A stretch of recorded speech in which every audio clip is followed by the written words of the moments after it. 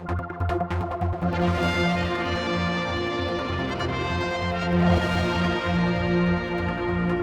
Jacqui's joining me here from DEFA about a brand new project you're going to be undertaking. It does sound amazing, and we've got some great visuals in just a moment.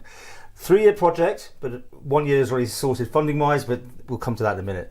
Tell us what this is all about. So this is a very exciting Manx blue carbon project.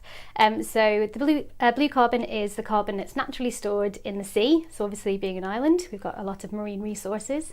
And blue carbon is the carbon that's absorbed by plants and animals in the sea, just like trees absorb carbon on land and put it into the soil.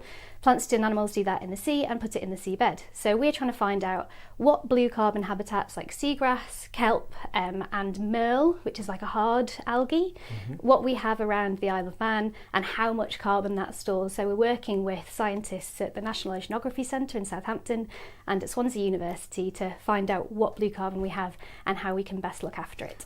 We're looking at some lovely pictures here around our seas. Beautifully. You do this yourself? Are you diving? No, sadly not. Sadly not. We worked with some filmmakers from Cornwall. Right. I mean, we all know about seaweed and that sort of thing and how it's dragged out normally and used to be put on land in the old days. These sort of things, good or bad? Are you trying to store it? Is that your thing that you want to keep it where it is, basically? Yeah, so the best thing that we can do, and actually the cheapest thing that we can do to encourage blue carbon is to protect the natural processes that already happen. So again, similarly to on land, it's easier for us to work with nature and just encourage nature to do what it does than for us to engineer different ways to make that better. But we can use technology and engineering, but at the moment we're kind of looking at how we can do it naturally.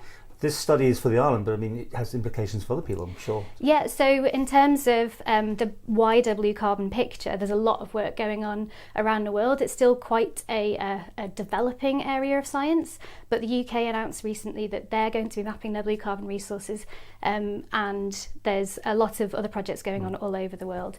But we're the only, we have a real advantage in how small we are, so we can be really quite nimble, and because we've got our background in marine science, we've already got a really good relationship between the fishing community, between conservation and government, so we can work together and have a really holistic approach. Okay, well, on Monday morning, as this goes out, you're launching this video in full on YouTube. I mean, what's 10 minutes, I think, isn't it? It's quite a long video. Which does what? What's it going to educate people to what you're up to and how they can help or get involved or see it happen? Or so it's really So blue carbon is quite an abstract concept. It's hard to understand. So it's really to help people understand what blue carbon is, what we have in terms of the Isle of Man, what opportunities there are, and where we're hoping to go with it. So when it comes to the funding, so we've got 1 year, but you need to find hopefully for 3 years in total, is it? Yeah, so it's designed as a 3-year project. This first year we're sort of really just laying the baseline, finding out exactly what we have, or starting to build that picture up,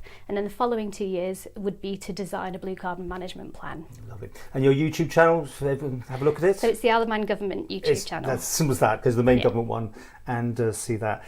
Will you be getting yourself slightly wet from time to time? Are you going into the sea to do your research, or are you just on the paper side of it? A bit of both. Right. So Rowan and I, we're the Blue Carbon team, and we try and get in the sea as often as we can anyway. But we're working with partners like the Manx Wildlife Trust are doing work in this area already in seagrass, and we'd like to get involved with that when we can. It's just time permitting.